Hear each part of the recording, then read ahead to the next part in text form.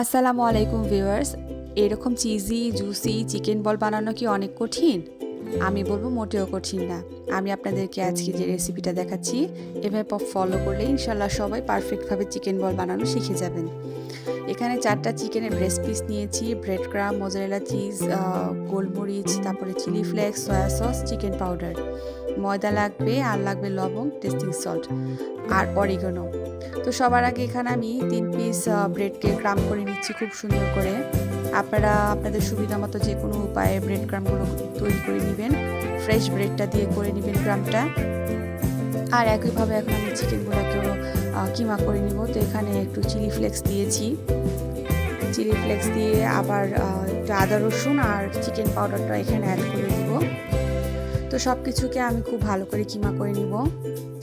Chicken cheese ball তো আমাদের সবারই খুব পছন্দের একটি খাবার। আর যেহেতু এখন অনেক শীত পড়েছে, তো আমরা যে বাসায় স্যুপ তৈরি করি, স্যুপগুলোর সাথেও কিন্তু চিকেন চিজ বলটা বেশ ভালো যায়, খেতে খুবই ভালো লাগে। আমি পার্সোনালি তো খুবই পছন্দ করি। তো আমি আমার পরিবারের জন্য কীভাবে তৈরি করি সেটাই আমি আপনাদেরকে আজকে দেখাচ্ছি। লবণ এবং টেস্টিং সল্ট এখানে দিয়ে দিলাম, আর দিয়ে দিলাম ফুড এক্সের চিলি সসটা। হালকা হালকা একটু ঝাল হবে, খেতে ভালো লাগবে। তো এখানে সয়া সসটাও দিয়ে দিচ্ছি। এখন আমি এগুলোকে খুব সুন্দর করে মাখিয়ে নেব। আমরা সবাই জানি ঘরে তৈরি খাবারের কোনো জুড়ি নেই, হাইজিন মেনটেন করে তৈরি করা যায়। বাচ্চাদের স্বাস্থ্যের একটা সুস্বাস্থ্যের একটা ব্যাপার থাকে। তো সব কিছু মিলিয়ে সবাই মোটামুটি চেষ্টা করবেন ঘরেই খাবার তৈরি করে নেওয়ার জন্য, তাতে করে আমাদের পরিবারের স্বাস্থ্যের ঝুঁকিটা থাকবে না। তো দেখতেই পাচ্ছেন আমি মোজারেলা চিজগুলোকে কাট করে নিচ্ছি। যেহেতু আমি এগুলোকে এক্সট্রা চিজি করব, তাই একটু বেশি কোয়ান্টিটির চিজ আমি এখানে ইউজ করব। এভাবে কিউব করে কেটে নিলে পরবর্তীতে ভরার সময়, মানে যখন বলটাতে ভিতরে চিজটা ভরবো, তখন সব কিছু অ্যাকুরেটলি ভরা হবে, আর প্লাস আমি ইজিভাবে ভরতে পারবো। তো দেখতেই পাচ্ছেন আমি এখানে চ্যাপ্টার করে একটা তৈরি করে নিয়েছি চিকেন কিমাটাকে। এখন চিজগুলোকে একটু প্রেস করে সফট করে ভিতরে ভরে নিচ্ছি। তারপর দেখেন এটা চেপে চেপে এখন আমি ধীরে ধীরে এটাকে গোল আকৃতি তৈরি করে নিচ্ছি। খুবই সহজ ভিউয়ার্স, যে কেউ চেষ্টা করলে পারবেন ইনশাল্লাহ।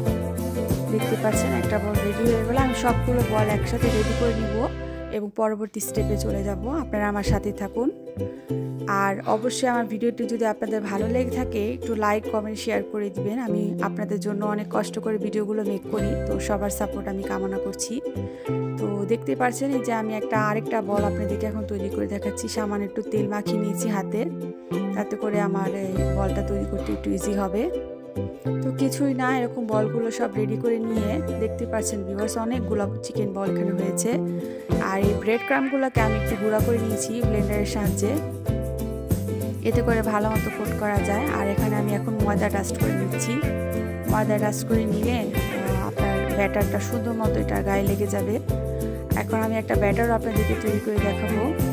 অনেকে চাইলে এগ ওয়াশ দিয়েও করতে পারেন, কিন্তু দেখা গিয়েছে অনেক সময় এগি একটা স্মেল চলে আসে, খেতে ভালো লাগে না। তো আমি পার্সোনালি তো পছন্দ করি না সেই স্মেলটা। তো আমি এরকম করে একটা ব্যাটার তৈরি করে নিই, ময়দা, অরিগানো আর সামান্য একটু লবণ। ব্যাস এই ব্যাটারটা দিয়ে আপনার ভালো পারফেক্ট একটা কোটিং হয়ে যাবে। এখানে এগের কোনো প্রয়োজন পড়ে না। এই যে দেখতে পাচ্ছেন আমি কিন্তু এগুলো সবগুলোকে ডবল কোট করব, মানে একবার ব্যাটারে, তারপর আবার ব্রেড ক্রামে। সবগুলো যখন একটা কোট করা হয়ে যাবে, তারপর পুনরায় আমি কোট করে নিব।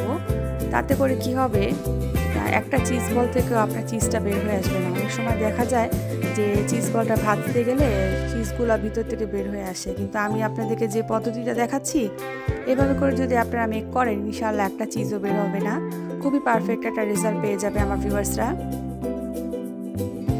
আর সবচেয়ে মজার যে বিষয়টা, আপনি এটাকে সুন্দর মতো রেফ্রিজারেটরে 1.5 থেকে 2 মাসের মতো সংরক্ষণ করতে পারবেন।